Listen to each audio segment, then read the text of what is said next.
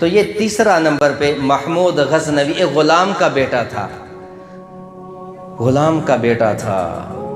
ان کے والد ایک غلام تھے۔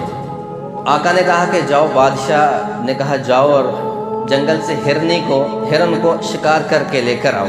تو انہوں نے ایک ہرنی کے بچے کو شکار کیا، وہ زخمی ہو گیا، تو اس نے کہا کہ چلے میں زندہ لے جاتا ہوں، محل میں جا کر ذبح کروں گا۔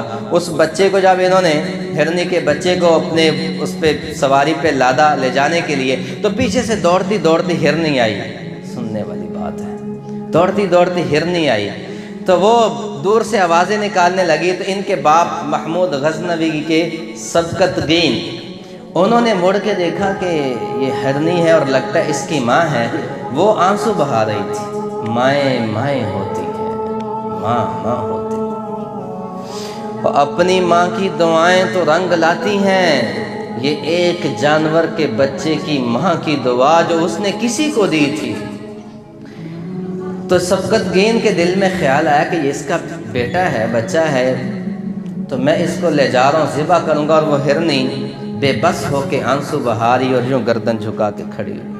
اس کے دل میں خیال آیا کہ ماں کو بیٹے سے جدا کرنا، بچے سے جدا کرنا اچھی بات نہیں، اس نے اس کو چھوڑ دیا۔ وہ بچہ دوڑ کے اپنی ماں ہرنی کے پاس گیا، تو سبقت گین نے مڑ کے دیکھا تو وہ ہرنی لکھا ہے کہ یوں گردن جھکا کے اس کا شکریہ ادا کر رہی تھی۔ یہ واپس آ گیا۔ جب رات کو سویا تو رات کو کوئی خواب میں ایک سفید ریش بزرگ ملتے ہیں، وہ کہتے ہیں کہ تو نے اللہ کی مخلوق پر رحم کیا ہے، اس ہرنی کی دعا کے طفیل اللہ تیری نسلوں کو بادشاہ بنائے گی۔